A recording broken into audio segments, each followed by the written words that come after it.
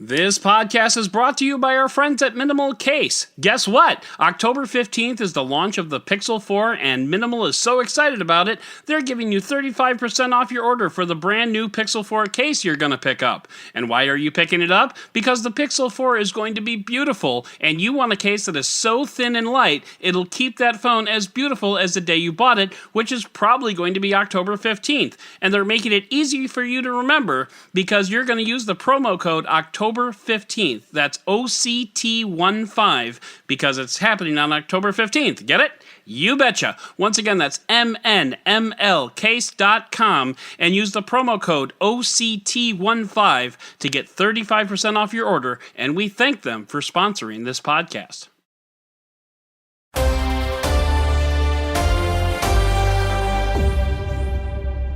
Good morning, Digit Fam. It's Monday, and you know that music, so it must mean it's time for your week daily dose of all the tech news you need to know.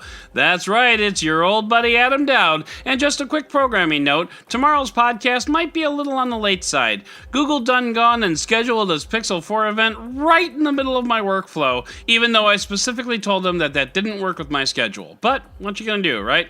I'm still hoping to come out on time, but if that thing runs long, or if they drone on about their secure element blah-de-blah, I can't help it. Anyway, a little flexibility on your part will be very much appreciated on my part, but for now, it is October 14th, 2019, and this is your Digit Daily. Well, if you were hoping to wake up this morning and build some stuff and then shoot somebody in the head, you're going to be disappointed. Or you're not going to be, and we are not talking about the same thing, and oh my god! Fortnite is gone. I mean, don't worry, it's not gone. It's only mostly dead, as Billy the Great Bard once said. Yesterday at 1 o'clock Central Time, or as I like to call it, Adams Standard Time, a meteor struck Greasy Grove and blew all the players out into space. Then a rift opened up and sucked in everything, including the battle bus, into a black hole. It was interesting to watch from a detached point of view. I'm sure people who actively play the game have some feels about it, but whatever the case, you can't play right now. If you try to open the game, you only get a view of the black hole, which looks a lot like the photo that Katie Bowman took back in April, just sharper and, not millions and millions of miles away. So is that it? Is Fortnite dead? No, it's not. But Epic Games is sure going for a realistic look. Both Twitter and Instagram accounts have been wiped. Over on Twitch, the Fortnite category no longer exists. Guess you got out just in time, Ninja. And it's interesting that the game is completely offline right now, but I have to wonder how long it'll be down. My son, who actually plays the game, thinks Thursday. Some code in a Fortnite update suggested Tuesday. I'd be more inclined to think Tuesday rather than Thursday, but this really sucks. For players, sure, but what about all the Fortnite streamers out there? I mean, this is kind of their livelihood. They can get by on maybe a day of, wow, Fortnite is offline, but here's my reaction videos, but until that game comes back up, they're going to be struggling for content. Guess you'll have to go get a real job, you hippies. So, back to the game, there's just nothing there. Is this a way to reinvigorate interest in the game, which according to Google Trends has been waning pretty much since the time it got popular? Will a round of news coverage perk up interest? Sure, maybe, for a day. And today is Columbus Day, or as it's become known more in modern times, Conquer, Rape, and Pillage Day.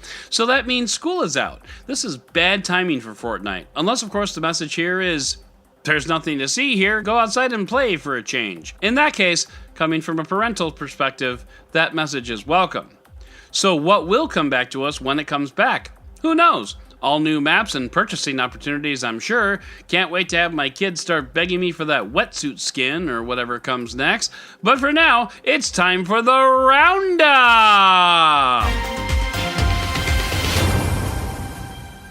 So, before we get too deep into the news, Tristan asked me to check out this article in The Atlantic about Jeff Bezos that he posted on Friday and reposted today, because it's a really, really good deep dive into the mind of Thanos. I mean, Jeff Bezos. I can't even scratch the surface in the Roundup. I'd have trouble if I had 2 to 3 minutes on our top story, but all the same, the link is there in the show notes and the newsletter. It's a long read, so maybe good for the commute home, unless you're driving. If you're looking for the best pair of noise-canceling cans on the planet, Sony has that race pretty well locked up. Starting with the 1000XM2s last year, Sony continues that tradition with the 1000XM3s this year. They're still better than Bose noise-canceling headphones, and they've made a lot of improvements over the previous generation to keep kicking the crap out of the competition. Adam Molina has the review on Android Authority. Managing editor and my boss, the extremely handsome Chris Carlin over at Android Authority, gives the Huawei Watch GT2 a look, which is a smartwatch, but only in a minimalist sense. It does most of the things you want a smartwatch to do, some notifications, health tracking, and the like, but it's fairly limited in what it can accomplish. And I agree with Chris in many ways. I don't necessarily want a smartwatch to continually drag me away from everything. But I still want to know that my 45-minute session of Beat Saber burned off a couple cans of Coke worth of calories.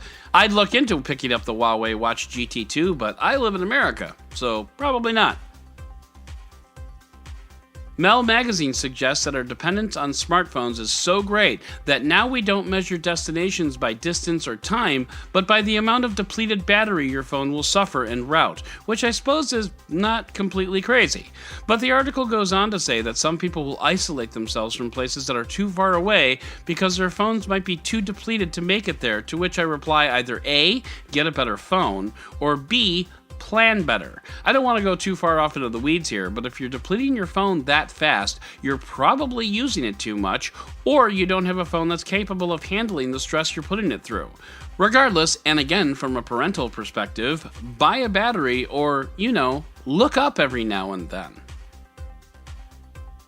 Facebook had a pretty bad Friday last week. A handful of companies dropped out of the Libra association on the eve of actually having to make a financial contribution to Facebook's cryptocurrency. Among the names that left, Visa, MasterCard, eBay, Stripe, and more. So yeah, pretty bad day.